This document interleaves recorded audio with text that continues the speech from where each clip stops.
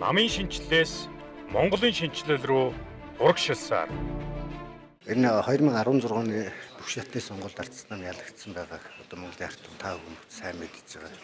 За энэ ялагдал нь бол өнөөдөр ардсан намын бас алдаагаа цэгнэх, дүгнэх, бас алдаан дээрээс бас дөрөөлж бид одоо энэ ард түмний саналыг, ард түмний итгэлийг яагаад бид авч чадаагүй юм бэ гэдэг ийм одоо ухаарлыг бол манай намд авчирч өгсөн байдаг. Тэгээд энэ 16 оны сонгуулийн дараа бас 2-3 удаагийн бас намын их хурлыг хийгээд намын үндсэн дүрмд бас өөрчлөлт оруулаад хамгийн гол нь одоо альва нэг асуудлыг шийдэх төвшөнд одоо хүрэхэд асуудлыг бол зөвхөн одоо цөөхөн хүрээнд шийдэх биш. Тэр шийдвэрлэх ёстой хэний асуудлыг одоо шийдэж байгаа бол тухайн хүнээс нь асуудаг ийм тогтолцоор орсон байгаа.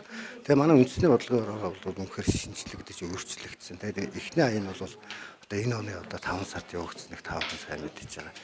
Энэ аяны одоо үндсэн гол одоо ач холбогдол нь бол одоо манай Ховд аймгийн одоо 17 сумын 91 баг байдаг. Энэ 91 багт бол манай үндэсний бодлогын орны гишүүд бүгд хүрч ажиллаж чадсан. Хуучны ядг үхлээр үндэсний бодол одоо зөвлөлт хороо гэж байсан шүү дээ ардсан намд. Тэр үед бол одоо зөвхөн намын хорооноос сонгогдоод тэгээд тэр хүмүүс маань тэгээд 4 жил алга болчихдог. Тэгээд дээд түвшиндээ очиод үнэхээр одоо хэд хэдэн фракцад хуваарлагдаад тэр гишүүдээсээ бол тасарсан гишүүдийнхээ дуу хоолойг сонсдгоо, асуудгүй. Ийм байдлаасаа бол бид нар алдаж ирсэн. Энэ үндэсний энэ нэгдүгээр аянаар бол үнэхээр үндэсний бодлогын хорооны гишүүд маань бүх сумуудад хүрч, багуудад хүрч ажилласнаар намын гишүүдтэйгээс уулзах, тэдний санал бодлыг сонсох, ер нь бид нар хоошид яаж ажиллах ёстой гэдэг тэр арга ухаанаа л одоо олоход бол их тус болсон байгаа. Энэ эргээд нөгөө анхан шатны намын байгууллага, дунд шатны намын байгууллага, тэгээд эргээд нөгөө төв одоо дээд шатны намын байгууллага тэгээд уялдаа холбоо, эргэх холбоог одоо маш их одоо сайжруулсан ийм л үйл ажиллагаа болсон гэж бид нар үзэж байгаа. Тэр нь хөгжих шинжлэл аяны үр өгөөжийг та юу гэж харж байна?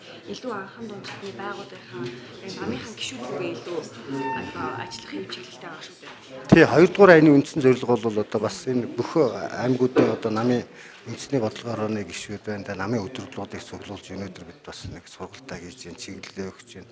Бид энэ хөдөө орон нутагт очиж ажиллахдаа намын анхан шатны байгууллагын үйл ажиллагааг яаж идэвхжүүлэх? Намын гишүүдтэйгээ яаж ирэх холбоотой байх хэвээр.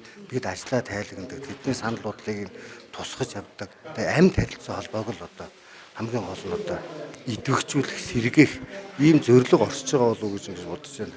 Хамгийн гол нь намын үйл ажиллагааг бол зөвхөн одоо аймгийн дунд шатны түвшинд тэр намын дарга, тэгээ намын одоо хэрэглэх газрын аппарат, дээр нь одоо намын хорооны гишүүд нэг идэвхтэй нэг хитгэн цөөхөн хүмүүс хийдэг биш. Үнэхээр одоо энэ намын үйл ажиллагаа гэдэг бол үнэхээр одоо Монголоо шинжлэхдээ гэж байгаа бол бид нэр эхлээд бол намаа шинжлэх хэрэгтэй байна. Намынхаа үйл ажиллагааг бол идэвхжүүлэх хэрэгтэй байна. Тэгээ гишүүдийнхээ үгийг л одоо хамгийн гол нь сонсдог байх хэрэгтэй. Зөвлөгөөг нь авдаг байх хэрэгтэй.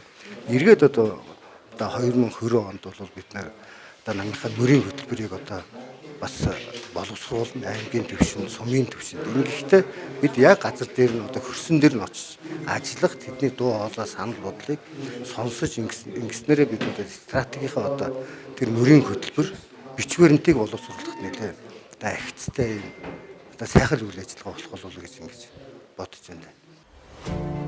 Намын шинжлэлээс Монголын шинжлэл рүү урагшилсаар.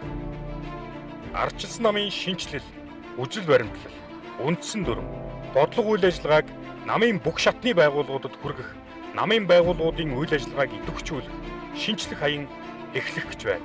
Бид Монголоо сонсын аяныг орон даяар зохион байгуулж, нийт 150 мянга гаруй иргэд гишүүдэн сонссон юм. Аяны үргэлжлэл болж ардчилсан намын 180 мянга гаруй гишүүдэн сонсож, намын шинжлэл үргэлжилнэ. Намын шинжлэлээс Монголын шинжлэл рүү урагшилсаар.